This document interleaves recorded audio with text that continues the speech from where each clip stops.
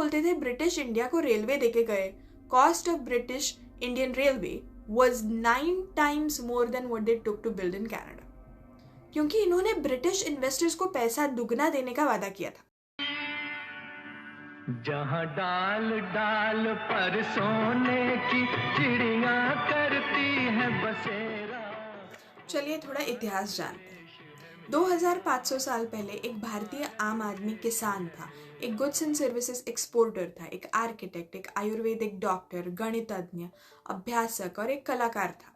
अपनी सारी खूबियों को एक्सपोर्ट करना जानता था और वर्ल्ड इकोनॉमी का 35% का हकदार था। चंद्रगुप्त मौर्य ने चाणक्य के मार्गदर्शन से काफी इकोनॉमिकल ग्रोथ रिलेटेड डिसीजंस लिए थे।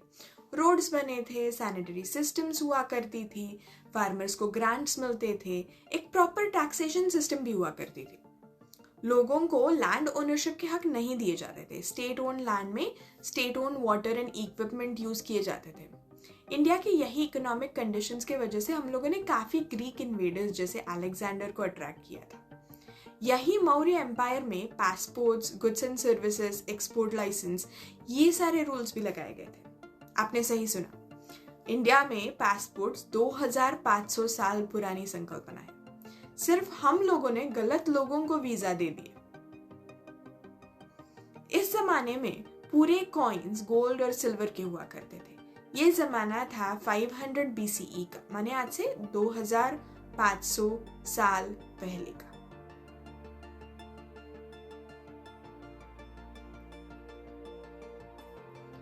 (180 to 1000 AD तक हिंदू राज्य था भारत में। ये वक्त था गुप्ता डायनेस्टी का। गुप्ता डायनेस्टी में सोशलिस्ट गवर्नमेंट थोड़ा कैपिटलिस्ट हो गया था।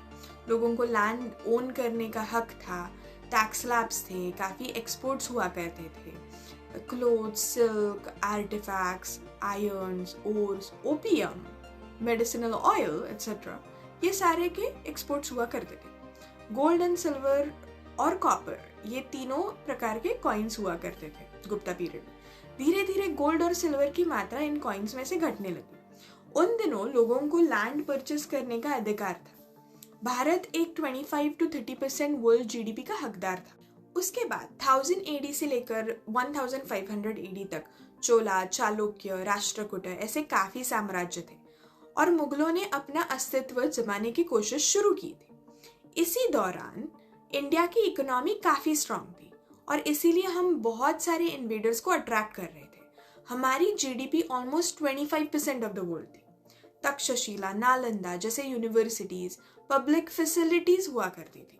भारत में कुछ डेवलप्ड सिटीज थी जिनमें प्रॉपर सूएज सिस्टम हुआ करती थी।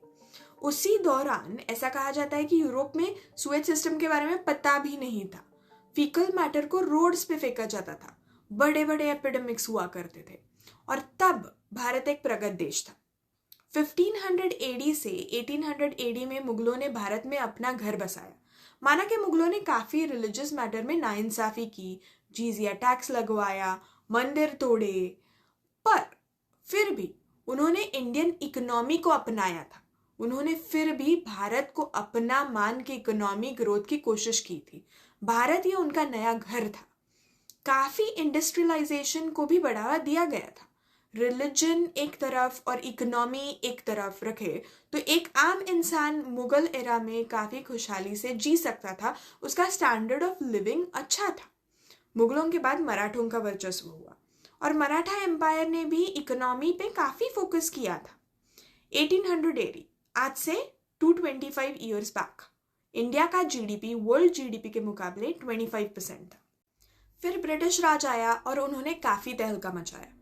पहले सारे इन्वेडर्स ने इंडिया को अपना घर समझा था, पर ब्रिटिश इन्वेडर्स ने इंडिया को अपना घर नहीं, उन्होंने सिर्फ एक तिजोरी समझा था। उनके हक की तिजोरी, जिसमें से वो जब चाहे पैसा निकाल सके। एक आम आदमी को जीने के लिए भी पैसे नहीं बचते थे, इतना टैक्सेशन किया जाता था। Normal taxation on agricultural farmers of India was huge. It was most of the times bigger than what even they were earning. ब्रिटिशों ने भारत को सिर्फ एक एग्रीकल्चरल देश बनाया। सारी इकोनॉमी पहले जो एग्रीकल्चर के सिवा थी वो बंद हो गई। They stopped all the exports by Indian people. British just stole the resources and raw material from India and made India import all the finished goods from Britain. British कोई इन्वेस्टमेंट्स इंडिया में नहीं करते थे. हमारे लोग जो world war 1 और 2 में शहीद हुए, उनके परिवार को एक फूटी कौड़ी भी नहीं मिली थी. उन्होंने भारत से पैसा और लोग लेकर उनकी जंगें जीती, उनकी जंग लड़ी. $45 ट्रिलियन ऑफ लूट, जो आज यूके को कमाने में 15 साल लगेंगे. शायद वो 15 साल में भी ना कमा पाए. De-industrialization was the only motive of Britain. So 1947 में जब भारत छोड़ा, तब उन्होंने 3% का GDP और एक रेलवे सिस्टम दी थी इंडिया को. लोग बोलते थे ब्रिटिश इंडिया को रेलवे देके गए. Cost of British Indian railway was 9 times more than what they took to build in Canada. क्योंकि इन्होंने ब्रिटिश इन्वेस्टर्स को पैसा दुगना देने का वादा किया था. माना कि इंडियन रेलवे सिस्टम से इतनी आमदनी नहीं हो पाई, पर तभी भी ब्रिटिशों ने डेवलपमेंट टैक्स लगा के वो आमदनी पूरी की थी. और वर्ल्ड वॉर 2 में 1943 और 44 में जब स्टील की कमी थी, तो इसी कुछ ट्रैक्स को डिसमेंटल भी किया गया था. ब्रिटिशों ने इंडियन इकोसिस्टम को भी बहुत गंदी तरीके से ट्रीट किया था. इसी टॉपिक पे हमारा एक वीडियो है about tigers. Click here for more info. Also if you like our work, please like, share and subscribe. हम ये कंटेंट बना रहे हैं फिलैंथ्रोपिक कॉजेस के लिए, लोगों की मदद करने के लिए. आपका लाइक, शेयर एंड सब्सक्राइब हमारी काफ़ी सहायता करेगा.